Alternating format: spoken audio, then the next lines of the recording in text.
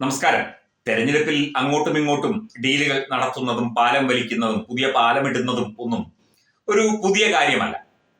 ഇപ്പം വി.ഡി. സതീശനെ നുണേശൻ എന്ന് വിളിച്ച് ആക്ഷേപിച്ച ഒരു കഥ കഴിഞ്ഞ ദിവസം കേട്ടു. നുണയെ നാക്കെടുത്താൽ പറയുകയുള്ളൂ എന്നാണ് CPM പറയുന്നത്. BJP അത് തന്നെയാണ് പറയുന്നത്.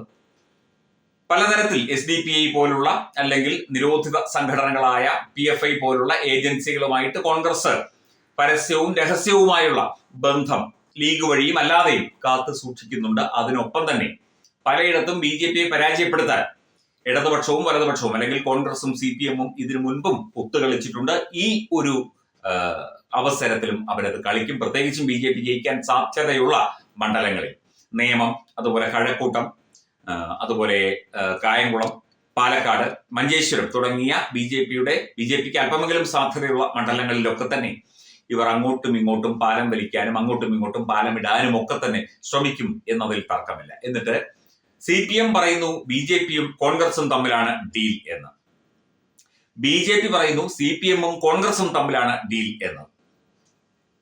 ഇത് അങ്ങോട്ടും ഇങ്ങോട്ടും ഡീല്, നേരെ തിരിച്ച് പലതരത്തിൽ ഡീലുകൾ ഇങ്ങനെ നടന്നുകൊണ്ടിരിക്കുകയാണ് എന്നാണ് പറയുന്നത്.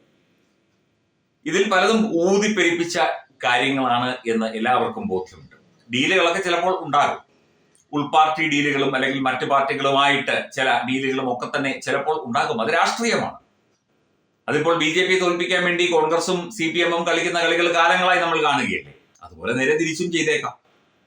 ഞങ്ങൾക്ക് മാത്രമേ ഡീല് പറ്റുകയുള്ളൂ, നിങ്ങൾക്ക് പറ്റുകയില്ല എന്ന് പറയുന്നതിൽ കാര്യമില്ലല്ലോ. ഇവർക്ക് രണ്ടുപേർക്കും ഇതൊരു പ്രസ്റ്റീജ് വിഷയമാണ്, CPM-നും കോൺഗ്രസിനും. BJPക്ക് അക്കൗണ്ടുകൾ തുറന്ന് വോട്ട് ഷെയർ വർദ്ധിപ്പിച്ച് ശക്തി തെളിയിക്കുക എന്നതാണ് അവരുടെയും ലക്ഷ്യം. എന്തായാലും BJPക്ക് ഭരണം പിടിക്കാൻ പറ്റും എന്നൊന്നും BJPക്കാർ പറയുന്നുമില്ല. അവരതിന് ആഞ്ഞ് ശ്രമിക്കുന്നുമില്ല. കാരണം ഒറ്റയടിക്കൊന്നും ഭരണം പിടിക്കാൻ പറ്റുന്ന കാര്യമല്ല. 72 സീറ്റുമൊക്കെ വാങ്ങി ആദ്യ തെരഞ്ഞെടുപ്പിൽ തന്നെ BJPയുടെ MLA-മാർ നിരന്നിരിക്കുന്ന കാഴ്ചയൊന്നും പെട്ടെന്ന് കാണാൻ സാധിക്കില്ല എന്ന് നമുക്ക് എല്ലാവർക്കും അറിയാം. ഡീലുകൾ ഇങ്ങനെ നടക്കുകയാണ്. അങ്ങോട്ടും ഇങ്ങോട്ടും പാരവെപ്പും വേരവെപ്പും, അതിന്റെയൊക്കെ പേര് ഡീൽ എന്നാണ്. അങ്ങനെ നിരവധി ഡീലുകൾ നടക്കുകയാണ്. നുണേശന്റെ ഡീൽ ഒരു വശത്ത്, ഗോവിന്ദൻ മാസ്റ്റർ ഡീൽ വേറൊരു വശത്ത്, മറ്റ് സഖ്യകക്ഷികളുമായിട്ടും മത സംഘടനകളുമായിട്ടുമുള്ള അഡ്ജസ്റ്റ്മെന്റും ഡീലും മറ്റൊരു വശത്ത്. ഈ തെരഞ്ഞെടുപ്പ് എന്ന് പറഞ്ഞാലേ ഒരുതരം ഡീലാണ്. അത് ന്യായമായതുണ്ട്, അന്യായമായതുണ്ട്, ഒരിക്കലും അംഗീകരിക്കാൻ പറ്റാത്തതുണ്ട്, തികഞ്ഞ രാഷ്ട്രീയ അധാർമികതയുണ്ട്, രാഷ്ട്രീയ ധാർമ്മികതയുള്ള ഡീലുമുണ്ട്. അങ്ങനെ നിരവധി ഡീലുകളുണ്ട്. അപ്പം നമ്മൾ ഏപ്രിൽ 9-ാം തീയതി വോട്ട് ചെയ്യാൻ പോകുമ്പോൾ ഇതൊരു തെരഞ്ഞെടുപ്പാണ്, ഇതൊരു ഡീലിന്റെ ഭാഗമല്ല എന്ന് പ്രിയപ്പെട്ട സമ്മതിദായകർ, പ്രിയപ്പെട്ട ജനങ്ങൾ മനസ്സിൽ വെച്ചുകൊണ്ട് വേണം പോകാൻ.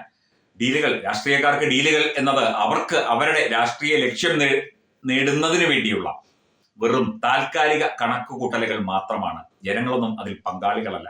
ഡീലുകൾ നടക്കട്ടെ. ഗോവിന്ദൻ മാഷും അതുപോലെ തന്നെ വി.ഡി. സതീശനും മറ്റേ BJP നേതാക്കളും എല്ലാവരും ഡീലുകളെ കുറിച്ച് സംസാരിക്കട്ടെ, ഡീലുകൾ നടത്തട്ടെ.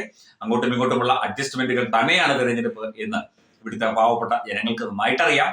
പിന്നെ ഈ തെരഞ്ഞെടുപ്പ് പ്രക്രിയയുടെ ഭാഗമാകേണ്ട ഒരു ഉത്തരവാദിത്വം ജനങ്ങൾക്കുള്ളതുകൊണ്ട് അവർ വോട്ട് ചെയ്യുന്നു എന്ന് മാത്രം.